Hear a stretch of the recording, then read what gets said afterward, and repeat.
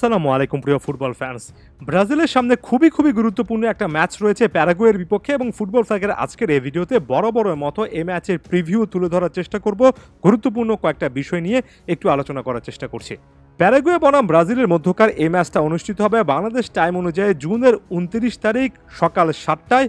দুটো দলের জন্য একেবারে মাস্ট উইন একটা সিচুয়েশন। প্রথম ম্যাচে ব্রাজিল ড্র করায় এই মুহূর্তে গ্রুপ ডির পয়েন্ট টেবিলে তারা 2 নম্বর স্থানে রয়েছে। অন্যদিকে প্যারাগুয়ে প্রথম ম্যাচে কলম্বিয়ার বিপক্ষে 2-1 ব্যবধানে হেরেছে। শেষ পর্যন্ত কোপা আমেরিকার পরবর্তী রাউন্ডে যাওয়ার স্বপ্নটা টিকিয়ে রাখার জন্য প্যারাগুয়ের জন্য কিন্তু এটা একটা উইনিং সিচুয়েশন তৈরি করার ম্যাচ এবং ব্রাজিলকে সেই চ্যালেঞ্জ তারা হয়তোবা জানানোর চেষ্টা করবে এবং অনুপ্রেরণাটা তারা কোস্টারিকার বিপক্ষে ম্যাচে কোস্টারিকা যে স্টাইলের ফুটবল খেলেছে সেখান থেকে পেতেই পারে।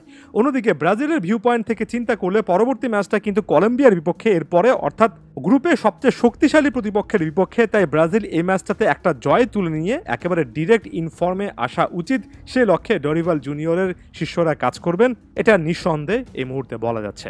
আমরা যদি ওভারঅল ব্রাজিলের স্কোয়াড এবং প্যারাগুয়ের স্কোয়াডটা কম্পেয়ার করি, নিঃসন্দেহে ব্রাজিল ফার বেটার একটা টিম। ব্রাজিলের এর চেয়েও ভালো ফুটবল খেলা উচিত।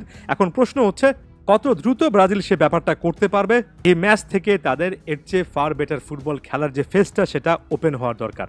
এই মুহূর্তে যদি আপনি ব্রাজিলিয়ান প্ল্যাটফর্মগুলো ফলো করেন, তারা বারবার করে একটা পারফেক্ট হারমোনি, একটা পারফেক্ট বন্ডিং এর কথা বলছে, একটা টিম এফোর্টের কথা অনেক বেশি করে আলোচনায় চলছে এবং ডরিভাল জুনিয়র হয়তোবা লাস্ট মোমেন্ট চেঞ্জেসগুলো সেই জিনিসগুলো মাথায় রেখে করবেন। আমি একেবারে টিম আপডেট সম্পর্কে আলোচনাটা করার আগে কয়েকটা ছোট বিষয় যেগুলো আসলে একসঙ্গে অনেক বড় আকার ধারণ করতে পারে এমন টাইপের কথাবার্তা বলতে চাই। যেমন কোস্টারিকার বিপক্ষে ম্যাচের পরে ক্ষুব্ধ দর্শকরা যখন বিরূপ প্রতিক্রিয়া জানাচ্ছিলেন, দানিলো ব্রাজিলের ক্যাপ্টেন নাকি একাধিক দর্শকের সঙ্গে একটা বাকবিতণ্ডা, একটা বিবাদে জড়িয়ে পড়েছিলেন। এই মুহূর্তে ব্রাজিলের ফুটবলের জন্য প্লেয়ারদের এই জিনিসটা বোঝা উচিত, কোনো রকমের রেসপন্স রিয়াকশনটা তাদের ফ্যানদের বিপক্ষে এই মুহূর্তে দেখানো উচিত না, মাঠের পারফরমেন্সের মাধ্যমে নিজেদেরকে প্রমাণ করা উচিত। কোপা আমেরিকার ম্যাচগুলো যে সকল স্টেডিয়ামে খেলা হচ্ছে সেটা নিয়ে ছোট কিছু কমপ্লেনের জায়গা আছে। যেমন আর্জেন্টিনার প্রথম ম্যাচের পরে মাঠের মান নিয়ে প্রশ্ন তুলেছিল, ব্রাজিল মাঠের ওভারঅল সাইজ নিয়ে, এগুলো নিয়ে কিন্তু প্রশ্ন তুলছে। তবে এগুলোর সঙ্গে যতটা সম্ভব অ্যাডজাস্ট করে পরবর্তী ম্যাচগুলো খেলতে হবে, right on top effective football খেলতে হবে। আমি এখানে অ্যাটাকিং ফুটবল বলিনি, এফেক্টিভ ফুটবল খেলতে হবে, কারণ আসলে কোন স্টাইলে ফুটবল খেললে ব্রাজিল সবচেয়ে ভালো করতে পারবে এটা নিয়ে মিশ্র প্রতিক্রিয়া আছে। এক একজন এক এক টাইপের কথাবার্তা কিন্তু বলছেন। যেমন গ্লোবোর কথা ধরুন, ব্রাজিলের খুবই জনপ্রিয় প্ল্যাটফর্ম, তাদের নিজস্ব ওয়েবসাইটে একটা ভোটিংয়ের ব্যবস্থা করেছিল এবং অনেকে এখানে এসে ভোট দিয়েছেন এবং এই মুহূর্তে আপনার স্ক্রিনে দেখতে পাচ্ছেন তারা আসলে কোন একাদশটা চুজ করেছেন। এখানে 4-4-2 মিডফিল্ড বেসড একটা সিস্টেমের কথা বলা হচ্ছে।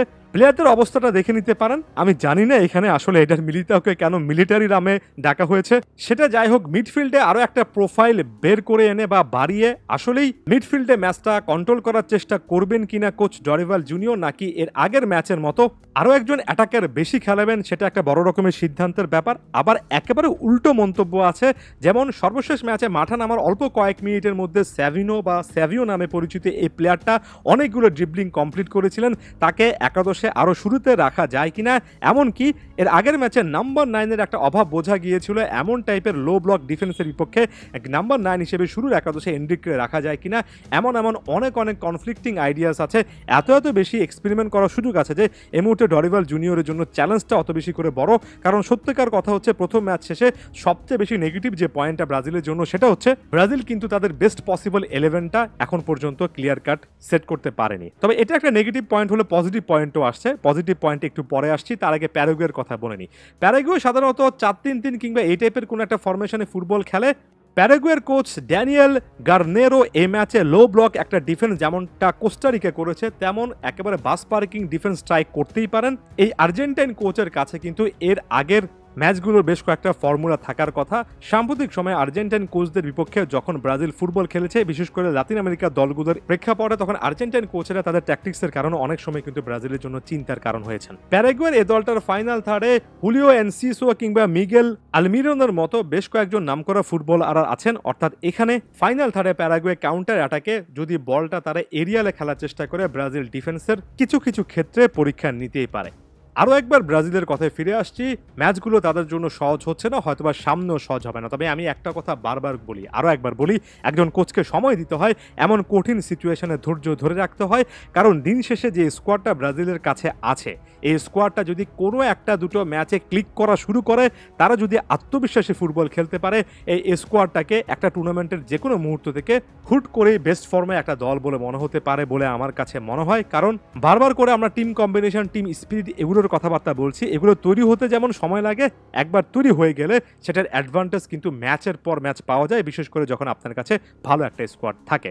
টিম কম্বিনেশন একজন কোচকে কন্টিনিউ করালে অবশ্যই তৈরি হবে, তবে সেটা কত দ্রুত তৈরি হবে এটাই এই মুহূর্তে সবচেয়ে বড় প্রশ্ন। আশা করছি ব্রাজিলকে কেন্দ্র করে এই অ্যানালাইসিসটা আপনাদের ভালো লেগেছে। ধন্যবাদ সবাইকে।